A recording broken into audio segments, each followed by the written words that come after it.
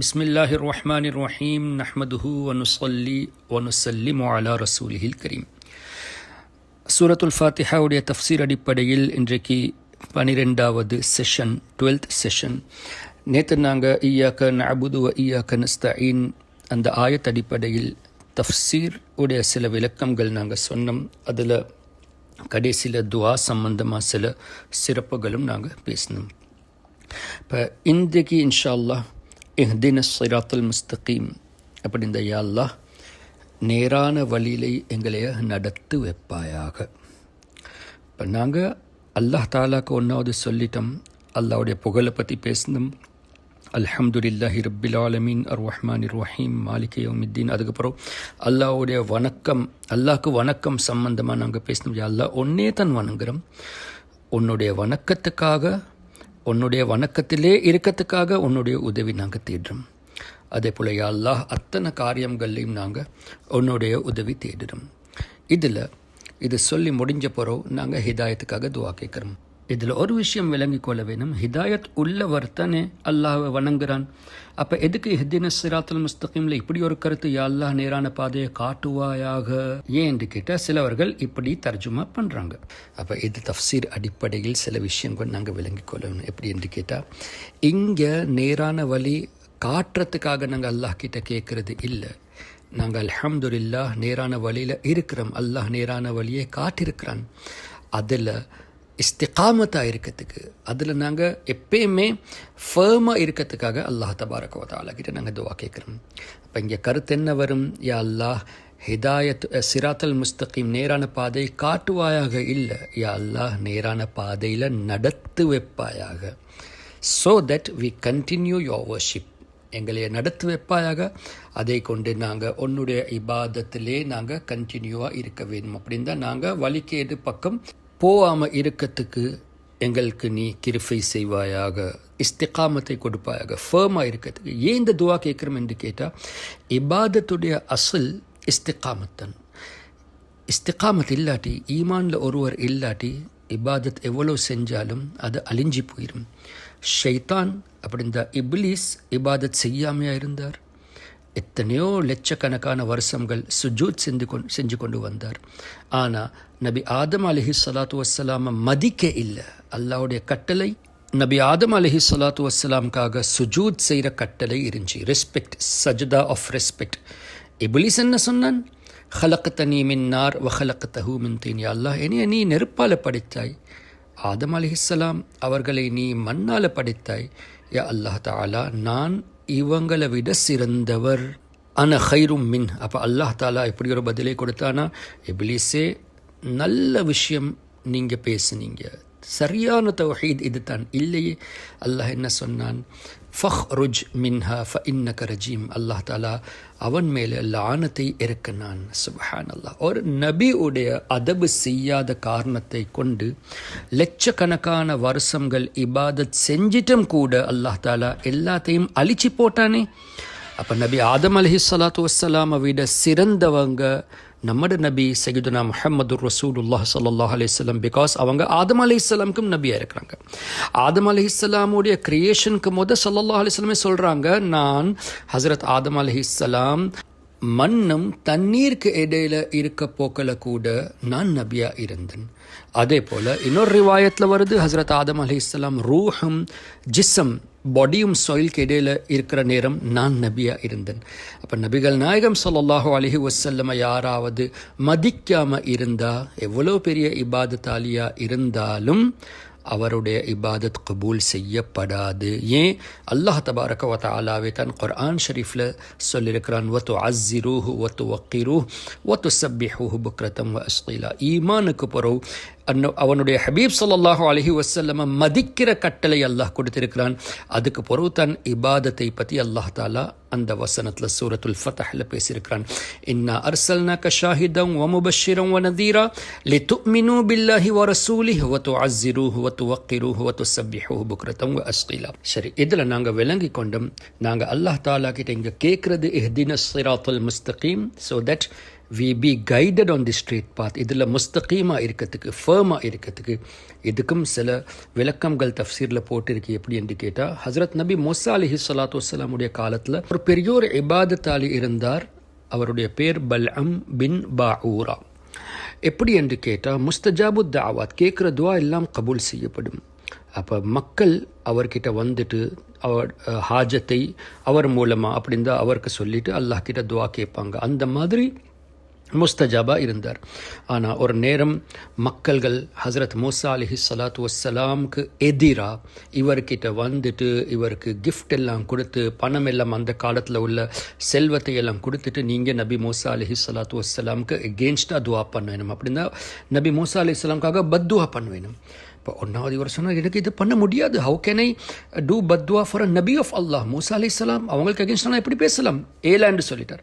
ஆனால் மறுக்க மக்கள்கள் கன்வின்ஸ் பண்ணாங்க. அப்படி பண்ணி வரப்போக்கில் கடைசியில் சொன்னார், சரி நான் இஸ்திகாரா பண்ணி பார்க்குறேன் என்று. ஆனால் ஒரு நபிக்கு அகேன்ஸ்டாக இஸ்திகாராவில் நல்ல ரிசல்ட்டாக வரப்போகுது இல்லையே. சரி, எப்படியோ அவருக்கு நெகட்டிவ் ரிசல்ட் தான் வந்துருந்துச்சு. அப்பயும் மக்கள் எந்த மாதிரி ஹதியாவை கொடுத்தாங்க என்று கேட்டால், இவர் கன்வின்ஸ் ஆகி நபி மூசா அலைஹிஸ்ஸலாத்து வஸ்ஸலாமுக்கு எதிராக துவா செய்ய, அப்படி இந்த பத்துவா செய்யத்துக்கு அவர் போனார். போக்கில் எந்த அனிமலில், அந்த கழுதையோ எந்த மோட் ஆஃப் டிரான்ஸ்போர்ட் அந்த அனிமலில் போகல, அந்த அனிமல் கூட அந்த பக்கம் போவே இல்லை. ஏன்னு கேட்டால், மலக்குமார்கள் நிப்பாட்டு கொண்டு இருந்தாங்க அந்த அனிமலை. எப்படியோ இவர் கஷ்டப்பட்டுட்டு மிச்சமே ஃபோர்ஸ் பண்ணிவிட்டு நபி மூசா அலைஹிஸ்ஸலாத்து வஸ்ஸலாமுக்கு அகேன்ஸ்டில் துவா செய்ய, அப்படி இந்த பத்துவா செய்யறதுக்கு அவர் ரெடி ஆகிட்டார்.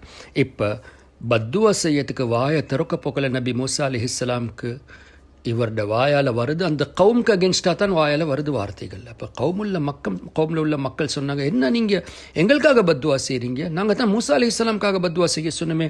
அப்போ இவர் சொல்கிறார், நான் அவங்களோட அகேன்ஸ்டில் தான் நான் வாயை திறக்கிறேன், ஆனால் என்னுடைய நாவலேருந்து இந்த வார்த்தை உங்களுக்காக வருது என்று. அப்படியே அல்லாஹுடைய கோபார்வை வந்துட்டு அவருடைய நாக்கு அப்படியே நெஞ்சி வரைக்கும் இழுக்கப்பட்டுருச்சு. அல்லாஹு அக்பர். இப்போ அவரை நரகத்தில் அனுப்பப்படும். ஏன்? நபி மூசா அலைஹிஸ்ஸலாத்து வஸ்ஸலாமுக்கு மாற்றமாக செய்ய போனார். இதில் இன்னொரு விஷயம் நாங்கள் விளங்கிக் கொள்கிறோம். நபிக்காக பத்துவா செஞ்சால் அவர்களுக்கு ஒரு நஷ்டம் ஆக போவதில்லை. ஏன்? அல்லாஹுடைய ப்ரொடெக்ஷனில் இருக்கிறாங்க. அதே போல் அல்லாஹ் தஆலா குர்ஆன் ஷரீஃபில் சொல்கிறான் ஸல்லல்லாஹு அலைஹி வஸல்லம் பற்றி, வல்லாஹு யஅஸிமுக மினன் நாஸ், மக்களை கொண்டு அல்லாஹ் தஆலா உங்களை பாதுகாப்பான் என்று அல்லாஹ்வே குர்ஆன் ஷரீஃபில் சொல்கிறான். சரி, இப்போ நபி மூசா அலைஹிஸ்ஸலாத்து வஸ்ஸலாமுக்காக பத்துவா செய்ய போயிட்டு அநியாயம் நடந்தது யாருக்கு? பல்அம் பாஊராக்கு. எப்படி என்று கேட்டால், காஃபிர் ஆவிட்டான். மூமினா இருந்தவர், முஸ்தஜாபு தாவாத்தா இருந்தவர், இப்போ காஃபிர் ஆவிட்டான். இப்போ நரகத்தில் அஸ்ஹாபுல் கஹஃப், சூரத்துல் கஹஃப்ல வருது அஸ்ஹாபுல் கஹஃபுடைய சம்பவம். இப்போ தஃப்சீரில் வருது, அஸ்ஹாபுல் கஹஃப் அந்த அல்லாவுடைய நல்லடியார்கள்ட்ட பின்னுக்கு ஒரு நாய் ஒன்று போச்சு தானே, அந்த நாயுடைய உருவத்தில் இவர் நரகத்தில் அனுப்பப்படும், இவருடைய உருவத்தில் அந்த நாயை சுவர்க்கத்தில் அனுப்பப்படும் என்றும் நாங்கள் தஃப்சீர் அடிப்படையில் பார்க்குறோம். இதில் என்ன விளங்குது? நல்லடியார்களோட நாங்கள் கனெக்டடாக இருந்தால் எவ்வளோ பெரிய பரக்கத் எங்களுக்கு கிடைக்குதுண்டு. சரி, இப்போ இன்னொரு விஷயம், மக்கள் அந்த கவுமில் உள்ள ஆட்கள் பணத்தை கொடுத்துட்டு தானே இவரை கன்வின்ஸ் பண்ணாங்க. நீங்கள் நபிக்கு அகேன்ஸ்டாக பேசுங்க, இவர் வானம் சொல்லி கடைசியில் கன்வின்ஸ் ஆகிட்டார். இப்போ இதில் நாங்கள் விளங்கி கொள்ள வேணும், இன்றைக்கும் சில ஸ்காலர்ஸ் இருக்கிறாங்க, அவங்க பணத்துக்காக, ஏதோ எனிமீஸ் கொடுக்குற பெரிய பணத்துக்காக இவங்க கிதாப் மூலமாக, லெக்சர்ஸ் மூலமாக நபிகள் நாயகம் ஸல்லல்லாஹு அலைஹி வஸல்லமுடைய இல்மை பற்றி கேவலமாக பேசுகிறாங்க. அவர்களுடைய சிறப்பை பற்றி அதை குறைச்சிட்டு பேசுறதுக்கு முயற்சி பண்ணுறாங்க.